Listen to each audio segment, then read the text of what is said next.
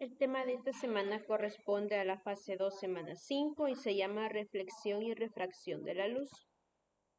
Comencemos entonces hablando de la naturaleza de la luz.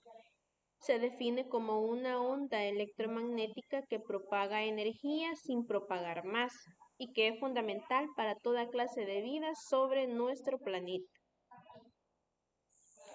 Ahora lo que te estamos viendo a continuación es el espectro electromagnético, que me habla acerca de las ondas, qué tan grandes y qué tan pequeñas son. Y como la luz es una onda, la podemos observar nada más en esta parte del espectro electromagnético. Solo es una pequeñísima parte de todas las ondas que existen, que es la región de lo visible. Entonces podemos ver que la luz ultravioleta es la más pequeñita de todos, mientras que la luz infrarroja es la luz más grande de todas. Ahora hablemos acerca de la reflexión especular y de la reflexión difusa. La reflexión especular es cuando un rayo de luz que entra a un objeto es reflejado con el mismo ángulo con el que entra.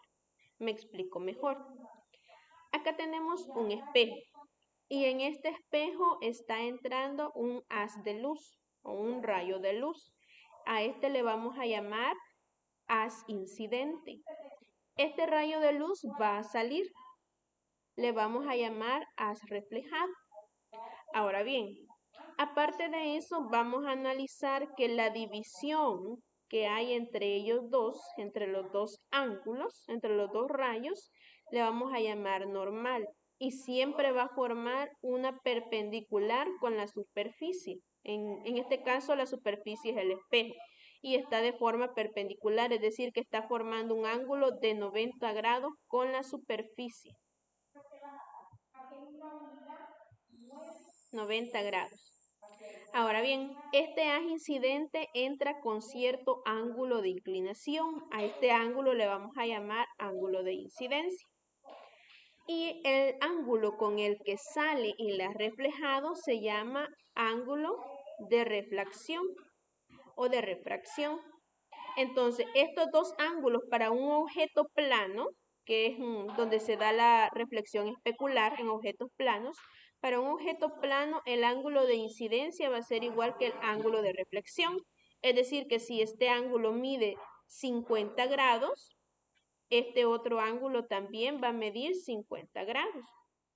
Eso ocurre en objetos que son planos, pero en objetos que son irregulares, como este que tenemos acá, vamos a tener la reflexión difusa. Es decir, que un rayo va a entrar y va a salir con un ángulo distinto. Ahora hablemos acerca de las leyes de la reflexión de la luz. El ángulo formado por el rayo incidente y la normal es el ángulo de incidencia, que vamos a conocer de hoy en adelante como θ1. Y el ángulo θ2 es el ángulo formado por la normal y el rayo refractado y recibe el nombre de ángulo de refracción. Estos no son iguales entre sí. Cuando hablamos de dos medios que son diferentes, este ángulo de refracción y el ángulo de incidencia van a ser diferentes. No se vayan a confundir, caso contrario para este, en donde el medio era el mismo, que el medio que tenemos acá, por el cual circula el haz de luz, es el aire. Pero ¿qué ocurre en este otro caso? Tenemos una superficie y luego tenemos otra superficie distinta, por eso son de diferentes colores. Entonces, en estas dos superficies el ángulo sí va a cambiar. Entonces, tenemos el caso del ángulo, el rayo incidente entra con cierto ángulo, esta se llama normal, ya habíamos hablado de ella, y el rayo refractado va a salir con un ángulo distinto, porque acá tenemos N1, que es un medio, uno de los medios de propagación, y luego tenemos N2, que es un medio distinto. Por ejemplo, N1 podría ser el aire y N2 podría ser el agua. Entonces, cuando la luz se refracta al pasar del medio 1 al medio 2, existe una constante que se calcula con el seno del θ1, es decir, con el seno del ángulo 1 dividido entre el seno del ángulo 2.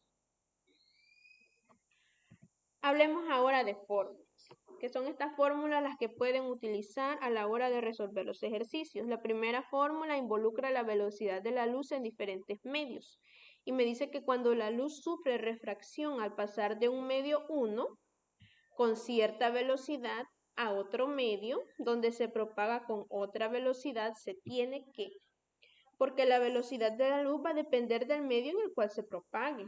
Entonces vamos a medir los ángulos y vamos a involucrar también las velocidades. Ahora hablemos del índice de refracción. Si un rayo luminoso en el vacío sufre refracción al penetrar otro medio, se tiene la siguiente fórmula. C me está indicando la velocidad de la luz en el vacío y V me está indicando la velocidad de la luz en cualquier otro medio. Y las puedo relacionar siempre a través de sus ángulos. Cuando la luz pasa de un medio cuyo índice de refracción es N1 hacia otro cuyo índice de refracción es N2, se tiene que. Y en este caso vamos a ver esta fórmula, que es la que me relaciona el medio 1 con el ángulo 1, con el medio 2 y el ángulo 2. Recuerden que cuando veamos N me está hablando del medio, puede ser el aire, puede ser el agua o incluso puede ser un sólido como vamos a ver más adelante.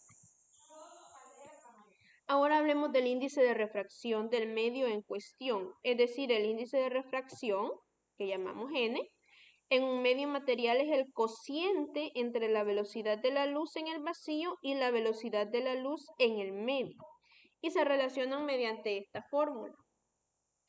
N es igual a C entre V, en donde N significa el medio de refracción, C es la velocidad de la luz y V es la velocidad del rayo en distinto medio.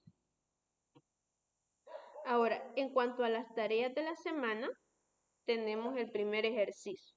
Me dice, considera un rayo luminoso que incide sobre una superficie reflejante. Esta superficie es lisa, aunque no me lo diga el problema. Traza la normal en el punto de incidencia, es lo primero que vamos a hacer.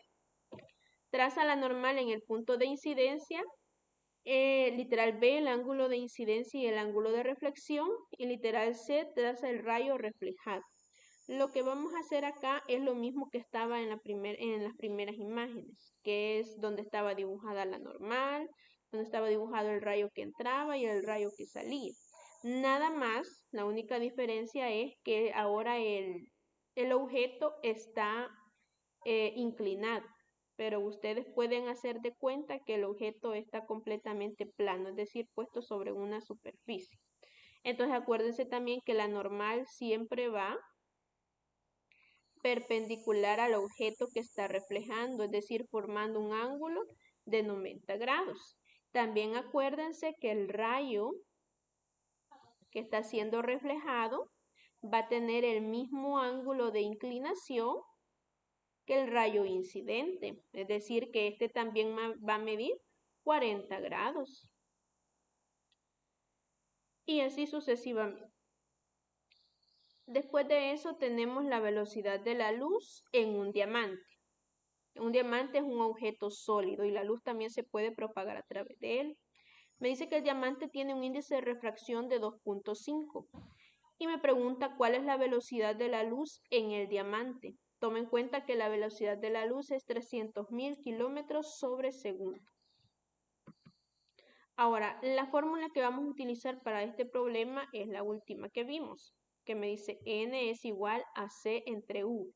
N significa el medio por el cual se propaga la luz, C es la velocidad de la luz y V es la velocidad en el medio diferente.